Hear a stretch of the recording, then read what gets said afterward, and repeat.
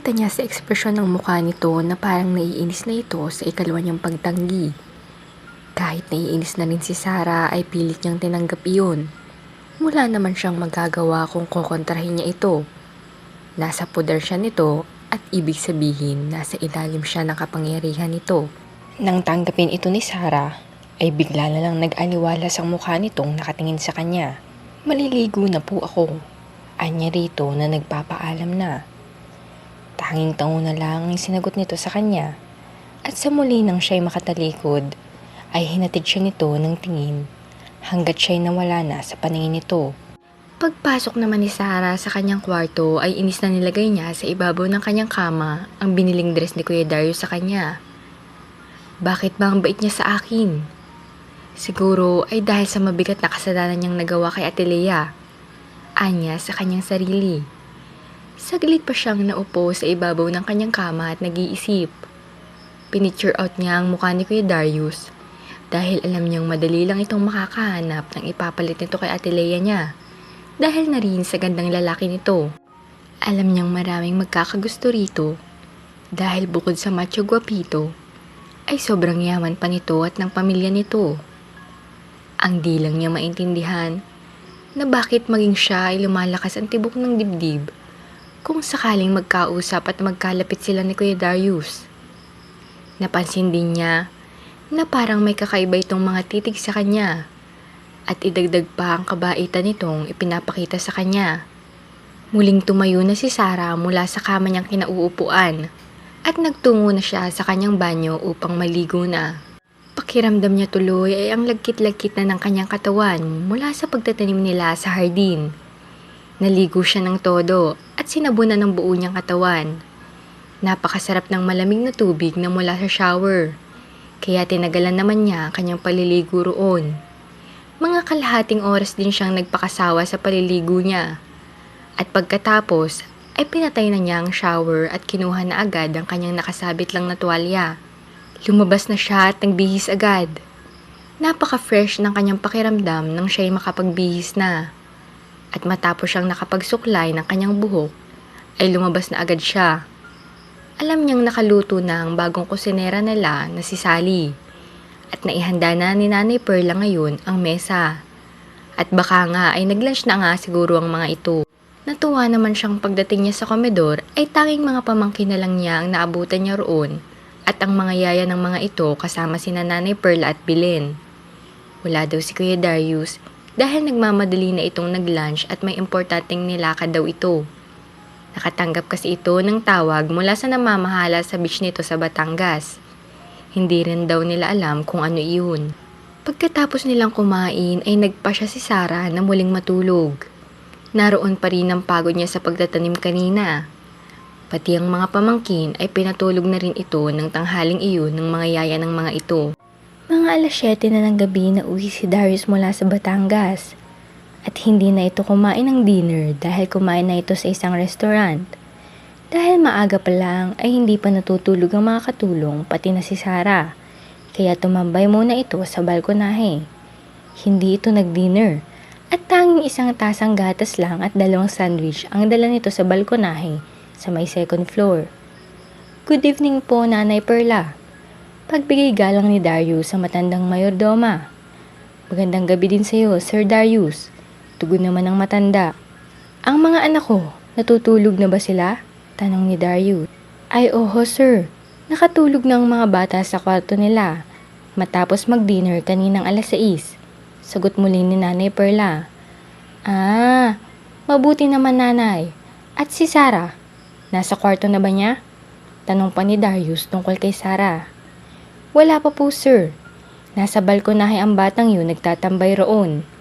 Ni hindi nga nag-dinner. At tanging gatas lang at sandwich ang ginawang hapunan at dinal doon sa balkonahe. Sagot ni Nanay Perla. Ganoon ba Nanay Perla? Sige, aakyat na ako sa kwarto ko upang magpahinga na rin. Ani Darius. Sige ho sir. Tugon naman ng matanda. Samantalang si Sarah ay habang nagsusulat ng kanyang kinahihiligan na poem, ay langhap na niya ang lamig ng hangin sa balkonahe. Kapag gabi na kasi ay malamig na talaga ang hangin roon. Ngunit siya naman ay patuloy lang na nagtatambay roon. Basta oras na makaramdam siya ng kalungkutan, ay tatakbo agad siya sa balkonahe at gusto niyang mapag-isa roon. Saglit pa niyang tinigil ang pagsusulat nang nilalamig na talaga siya. Lalo na't bigla na lang humampas ang malakas at malamig na hangin sa kanyang balat. Hanggat sa bigla na lang siyang may naramdamang kaunting sakit sa kanyang tiyan.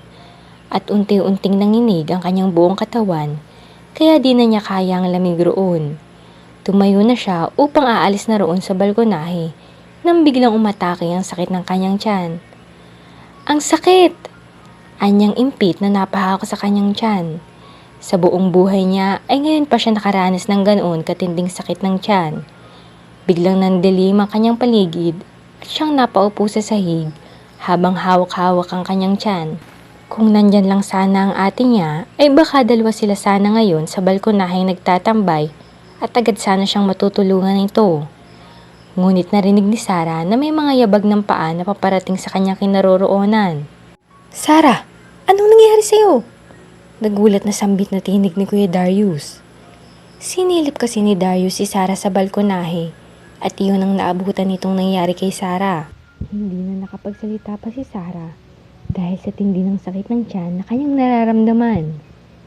Tuluyang nalugmok na lang siya sa sahig, kaya mabilis naman siyang nilapitan ni Kuya Darius at walang pag-aalinlangang binuhat siya nito. Hindi naman ito nahirapan sa kanya dahil matangkad at malaking lalaki naman ito. Di na hinintay pa ni Darius na siya'y sumagot dahil nahinuha nitong sakit sa tiyan ng kanyang dinaramdam nang makitang pinagpapawisan siya at nakahawak sa kanyang tiyan. Mabilis ang mga kilos ni Darius na nakababa mula sa second floor na akuwat si Sarah upang ito'y dalhin sa ospital. Nataranta naman si Nanay Perla nang makitang akwat ng kanilang amo si Sarah. Diyos ko po, anong nangyari kay Sarah, sir? Nanlaki pa ang mga matang tanong ni Nanay Perla. Kailangan ko siyang dalhin sa ospital. Nababahala ring sagot ni Darius. Mabilis na nailabas ni Darius si Sarah sa mansyon at tinungo ang garahe at isinakay kaagad sa kotse nito. Sa daan naman ay medyo malakas na ang pagpapatakbo ni Darius sa kanyang sasakyan, ngunit nang makitang nawala na talaga ng malay si Sarah ay mas pinalakasan pa nito ang pagmamaneho. Halos pari-parinan ni Darius ang kanyang sasakyan upang mapadali ang pagdating nila sa ospital. Sobrang kinabahan si Darius nang makitang namumutla si Sarah habang wala na itong malay. Hindi pwedeng mawala si Sarah. Hindi pa niya nasasabi na mahalaga ito sa kanya, na kahit alam niyang may lihim na matinding galit ito sa kanya, ay dapat na malaman nito ang totoo niyang nararamdaman. Bahala na at di siya maintindihan nito at mas lalo itong magalit pa sa kanya. At bahala na kung kapatid ito ng kanyang yumaong asawa, ay dapat magpakatotoo siya sa kanyang nararamdaman dahil lalaki siya at dalaga naman ito.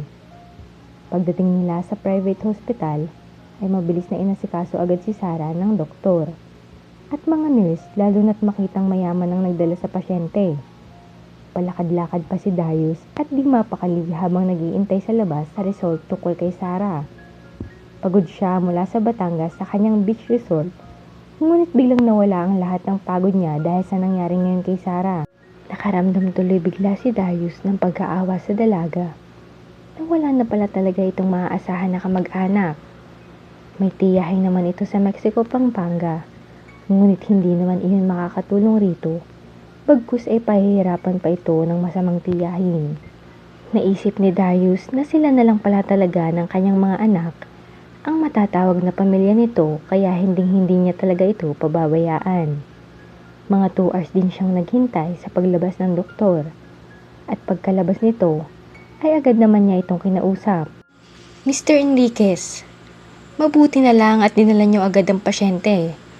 Dahil kung hindi, ay baka may masamang nangyari sa kanya, sabi pa ng doktor sa kanya. Buti na nga lang, Dok. Kamusta po siya ngayon? Tanong niya rito. Okay na siya at pwede ka nang pumasok sa kanyang room. Baka mamaya ay magkamalay na rin siya, sagot nito sa kanya. Sige po, Dok, maraming salamat po. Anya rito. Welcome, Mr. Enriquez. Kaano-ano mo pala ang pasyente? Girlfriend mo ba? Tanong pa ng doktor. Natigilan naman si Darius na napagkamalan pa nitong girlfriend niya si Sarah. Ah, hindi po. Hindi ko siya girlfriend. She's my sister-in-law, sagot niya rito. At tanging ngiti at tango na lang ang tinugon ng doktor sa kanya. Nagpaalam na ito sa kanya at siya naman ay lumabas muna saglit sa ospital at bumili ng mainit na pagkain para kay Sarah. Alam niyang kailangan itong kumain kung magising na ito ngayon. Bibili na lang siya ng ulam na may mainit na sabaw dahil kailangan iyon ni Sarah. Nasa 10 o'clock na ng gabi yun at mga 7 p.m. siya nakarating kanina mula sa Batangas. Nang makabili na siya ng ulam at mainit na kanin ay pumasok na siya muli sa private hospital at dumiretso na siya sa room kung nasaan nakakonfine si Sarah. Bumili na rin siya ng American bread na kadalasan nitong gustong kainin o merienda. Pagpasok niya ay natuwa siya nang makitang nagising na rin ito. Kuya Darius? Nasaan ako ngayon? Kaninong itong room? Ani Sarah at inilibot ang paningin sa buong paligid. Ang huli niyang naalala ay natake siya ng sakit sa tiyan at tinulungan siya ni Kuya Darius. Narinig niyang dadalhin daw siya nito sa ospital. Inakawat at nagmamadali siya nitong isinakay sa kotse nito. At sa gitna ng pagmamaneho nito, ay naalala niyang bigla na lang siyang nawalan ng malay. At pagkatapos niyon, ay hindi na niya alam kung ano ang mga nangyari. At agad namang naisip ni Sarah na hospital na pala ang kanya kinalalagyan ngayon. Nandito ka sa hospital, Sarah. Kamusta na ang pakiramdam mo? Tanong nito sa kanya. Okay na po ako, kuya. Dahil wala na ang sakit ng tiyan ko. Sagot niya rito.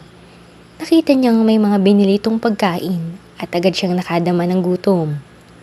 Sobrang nanghihina ang kanyang buong katawan ngayon at tila wala siyang lakas ni kahit kaunti dahil sa tindi ng sakit ng kanyang tiyan kanina. Ngayon pa talaga siya nakaranas ng matinding sakit sa tiyan mula sa kanyang pagkabata. Kumain ka na. Alam kong hindi ka pa kumakain at alam kong gutom ka na. Sabi nito sa kanya habang nakatingin na naman ito sa kanyang muka na halos di na ito humiwalay pa sa pagkakatitig. Parang nakaramdam tuloy siya ng pagkahiya kay Kuya Darius. Alam niyang pagod ito mula sa nilakad nito kanina at ngayon ay hindi pa ito nakakapagpahinga dahil ito mismo ang nagdala sa kanya sa hospital at nagbantay ngayon. Pasensya ka na po, kuya. Alam kong pagod po kayo. Pwede naman na iwanan mo na lang ako dito at umuwi na po kayo upang makapagpahinga na po kayo. Okay na ako at kapag malakas na ako, ay uuwi na rin ako. Sabi niya rito. Biglang kumunot ang noon nito. Hindi pwede, Sarah. Hindi kita pwedeng iwan dito. Sige na, kumain ka na. Sabi nito sa kanya. Ewan ba niya? Ramdam na ramdam niya ang special na pag-treat sa kanya ni Kuya Darius. Pwede lang naman na ang katulong na si Belen ang babantay sa kanya roon sa ospital. Dahil alam niyang kasing pagod din ito. Pero hindi nito ginawa iyon at ito talaga ang nagbabantay sa kanya. Mahinang bumangon si Sarah at sobrang hina niya. At wala talaga siyang lakas. Napasandal naman siya saglit sa headboard ng kanya kinahihiga ang kama. Nakita niyang hinanda nito ang pagkain sa maliit na table roon. Nang siya'y makalapit na sa side table na nasa tabi ng kanyang kama, ay kumain na agad siya. Habang si Darius naman ay nanatiling nakatingin sa kanya. Hindi naman niya maintindihan ang sarili habang nakatingin ito sa kanya. Sobrang gwapo talaga ni Kuya Darius. At ewan niya kung bakit parang may konting kilig siyang nararamdaman na inaalagaan siya nito ngayon. Ang sama naman ng iniisip niya. Parang nakalimutan niya yata na galit siya rito. At ito ang asawa ng kanyang yumaong kapatid. At ito din ang dahilan ng pagkamatay ng kanyang ate Lea. Hindi niya yata masisikmura. Napapatol siya sa tulad ni Kuya Darius. Next time, ay huwag ka nang pupunta sa balkonahe kapag malamig na ang klima. Dahil tiyak na iyon ang dahilan kung bakit sumasakit ang tiyan mo kanina, Sarah. Sabi pa nito sa kanya. Noted po, kuya. At salamat sa pagbabantay niyo sa akin ngayon. Anya rito. Para sa akin ay obligasyon na kita. Kaya huwag ka nang magpasalamat. Hindi kita pwedeng pabayaan. Sagot nito sa kanya. Bakit po kuya? Dahil po ba sa nagawa niyong kasalanan kay Ate Lea? Di naman niya napigilang tanong rito. Nakita naman niya na biglang nag-iba ang ekspresyon sa mukha nito dahil sa sinabi niya. Nandito tayo sa ospital, Sarah. Kaya ayoko nang pag-usapan natin na ang tapos na. At ayokong pabalik-balik ang pag-argumento natin tungkol sa ate mo. Tapos na akong magpaliwanag sa'yo tungkol sa nangyari. Kaya wala na akong dapat pang ipaliwanag. Parang bilang nainis pang wika nito sa kanya. Hindi naman siya nakaimik sa sinabi nito. Parang muli tuloy na refresh ang galit niya nang maalalang sinira nito ang imahe ng ate niya na ito daw ang unang nagloko. Matapos kumain si Sarah ay muli siyang nakatulog. At si Darius naman ay di napagilang nakatulog rin ito sa folding bed na nasa tabi lang din ng kama ni Sarah. 6:00 na ng umaga nakagising muli si Darius at nakita niyang tulog pa si Sarah.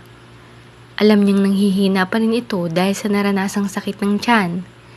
Di naman agad maibalik ang lakas at paunti-unti lang yun babalik.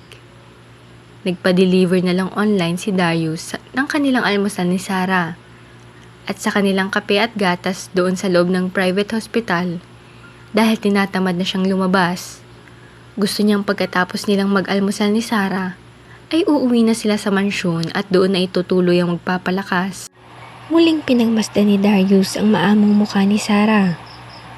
Umupo siya sa tabi ng kinahiga nitong kama at maiging pinagmasdan ito.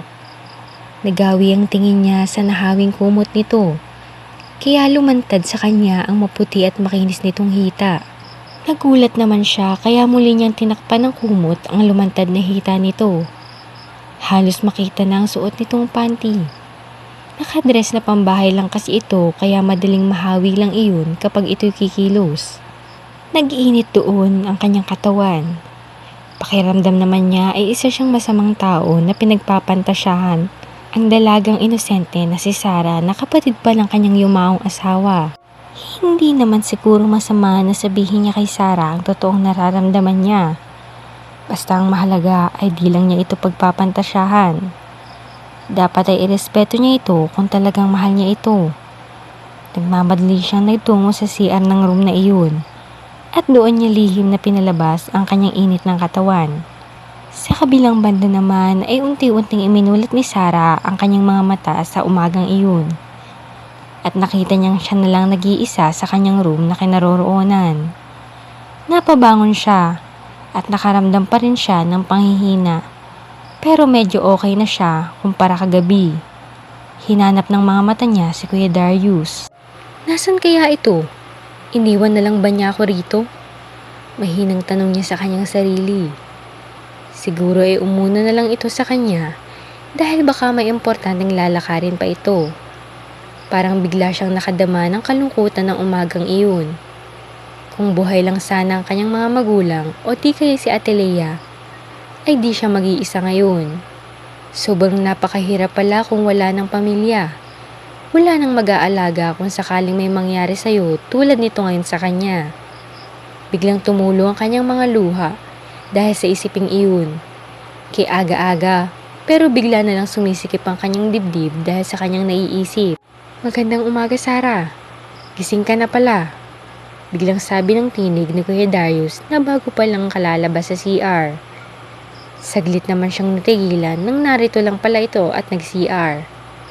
Ang buong akala niya ay iniwan na siya nito at ito'y umuwi na. Hindi niya tuloy na itago ang mga luha sa kanyang mga mata. Natigilan si Kuya Darius nang makita siya nitong umiiyak. Sarah, bakit ka umiiyak? Taga-alalang tanong nito sa kanya na mabilis naman siyang nilapitan nito. Simpleng pinahid lang niya ang kanyang mga luha. Di na siya makapag-deny pa na siya'y umiiyak dahil nakita na siya nito. Wala po, Kuya Darius, sagot niya rito. Sabihin mo, Sarah. Pagpupumilit nito sa kanya. Naisip ko lang kasi na ang hirap pala kung mag-iisa at wala ng pamilya tulad ng sa akin ngayon. Akala ko po kasi ay nauna na kayong umuwi at nag-iisa lang po ako dito. Anya rito. Nasa CR lang ako at hindi mangyaring iiwan kita ditong mag-isa, Sarah. Sabi nito sa kanya at nakita niyang parang natouch naman ito sa kanyang sinasabi. Nakita niyang parang nakadama ito sa kanya ng pagkaawa. Siguro ay nakonsyensya ito dahil sa pagkawala ng kanyang ate. Nang dumating na ang order ni Darius ay kumain na nga silang dalawa. Feel naman ni Sarah ang mga pag-care sa kanya nito sa mga oras na ito. Muli tuloy siyang nakaramdam ng pagkailang nang ito mismo ang naglagay ng pagkain sa kanyang paper plate. Gusto niya sanang magreklamo, ngunit baka sabihin pa nitong masyadong dirty-minded siya at binigyan niya ng kahulugan ng mga ginagawa at kabutihang ipinapakita nito sa kanya, kaya pinili na lang niyang manahimik na lang.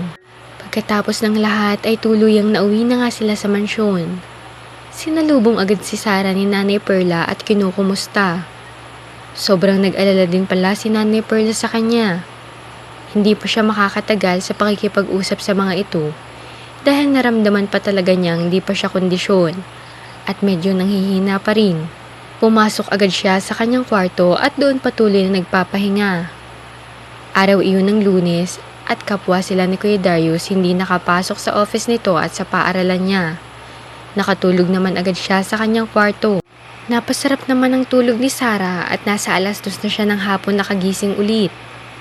Agad niyang nakita ang tray na may lamang lunch niya sa kanyang side table.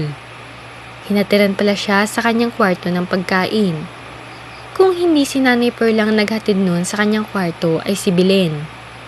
Bumangon na siya at natuwa pa siya nung nagkaroon na siya ng lakas.